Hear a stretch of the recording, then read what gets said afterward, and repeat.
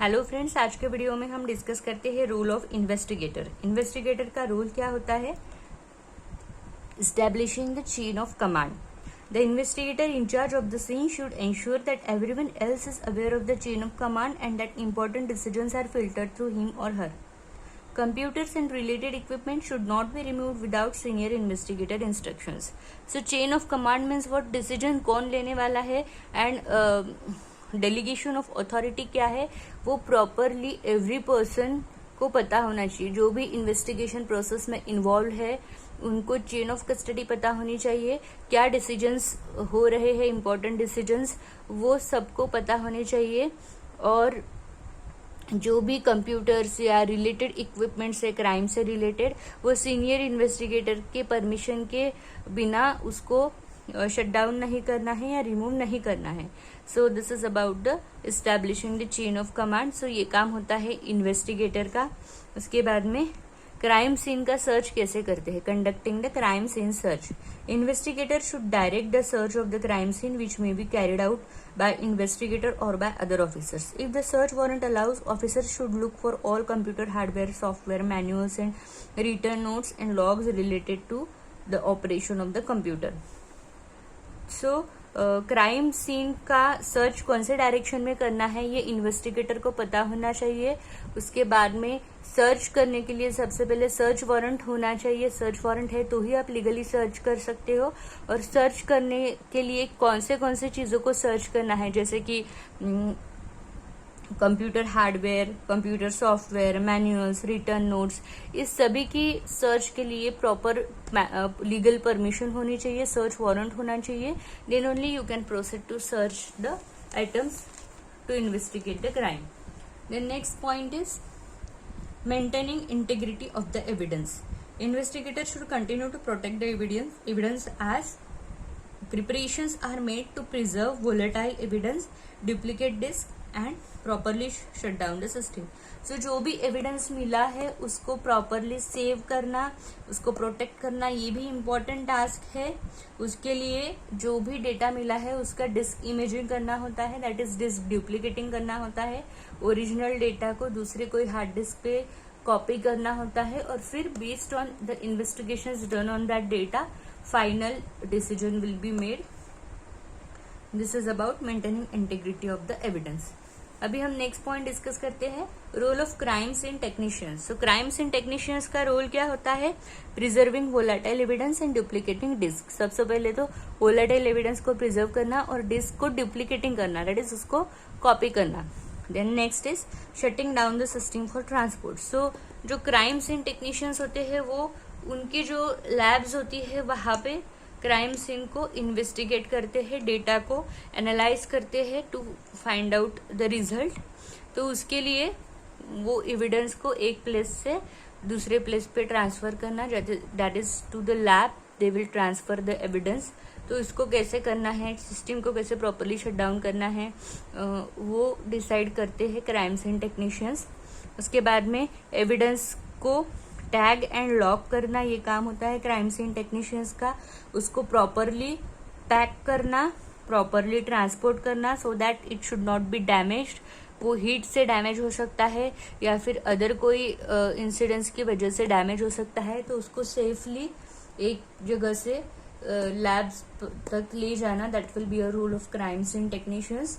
And lastly processing of the evidence to get the findings. ये सब role होते हैं क्राइम सीन टेक्नीशियंस के। अभी हम नेक्स्ट टॉपिक डिस्कस करते हैं, building a crime scene case. सबसे पहले कि बॉडीज ऑफ लॉ क्या होता है? There are 4 bodies of law. Criminal law होता है, सिविल लॉ होता है, एडमिनिस्ट्रेटिव और रेगुलेटरी लॉ होता है और कॉन्स्टिट्यूशनल लॉ होता है। सो कोई भी केस को कैटेगरीज में कैसे डिवाइड करते हैं या कौन सी केस कौन सी कैटेगरी में आएगी, ये अभी हमें डिस्कस करना है।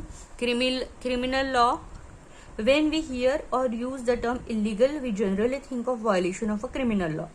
We consider something that is against the law. So जो भी अगेंस्ट लॉ होता है ऐसे केस को हम क्रिमिनल केस बोलते हैं। तो क्रिमिनल लॉ के अंडर जो भी केस आती है उसके लिए पेनल्टी क्या होती है?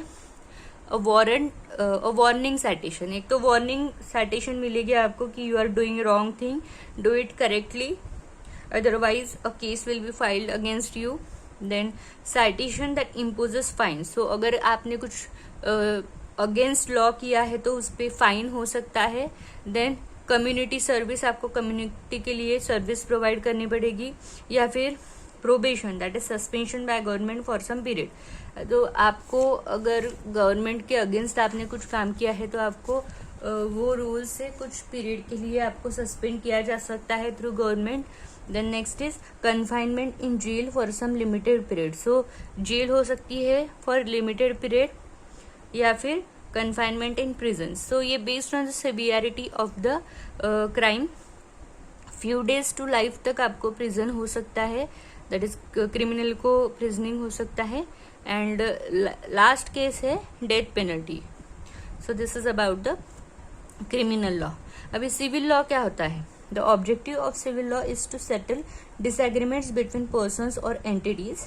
The losing party is subject to one or two types of court orders. So there can be two parties, दो parties हो सकते हैं, और उसमें जो डिसएग्रीमेंट्स हुए हैं उसको सेटल करने के लिए सिविल लॉ होता है।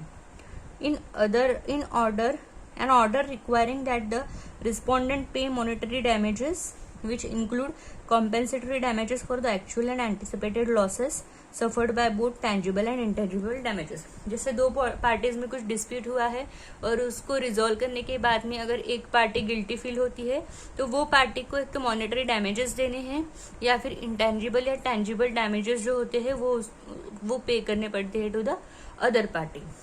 This is about the civil law. Then next is administrative और regulatory law. This body of law consists of rules and regulations that are enacted by a government agency under authority given by the legislative body. For example, an administrative action can be brought against a doctor or lawyer who violates the state regulatory agency's rule. तो यहाँ पे एक example दिया है कि अगर state regulatory rule को कोई एजेंसी वायलेट करती है तो उस पे एडमिनिस्ट्रेटिव एक्शन ली जा सकती है। ऐसे लॉ को एडमिनिस्ट्रेटिव लॉ बोल सकते हैं। और last is the constitutional law. Body of law derive from country's written constitution. So written constitution में जो है उसके अगेंस्ट अगर कोई जाता है, उसको अनफॉलो करता है, तो in that case the case will be filed as against the constitutional law. This is about the various kinds of cases. Now we are discussing levels of law. Law के कौन से लेवल्स होते हैं? तो सबसे पहले होता है लोकल लॉ, देन होता है स्टेट लॉ, देन होता है federal law, and last is the international law. So कौन से एरियाज इन्वॉल्व हो गए उसके बेसिस पे लेवल्स बनाए गए हैं। लोकल लॉ क्या होता है? लॉज एनफोर्स बाय सिटी और टाउन काउंसिल। जिसमें सिटी और टाउन काउंसिल इन्वॉल्व होती है उसको लोकल लॉ बोलते हैं। Then next is the state law. The state laws are passed by state legislature. So state legislature के थ्रू जो लॉज पास होते हैं उसको स्टेट लॉज बोलते हैं। फेडरल लॉ, सो ये US constitution grants all federal legislative powers to Congress. तो कोई पॉलिटिकल पार्टी थ्रू जो लॉज होते हैं, जैसे कि यूएस में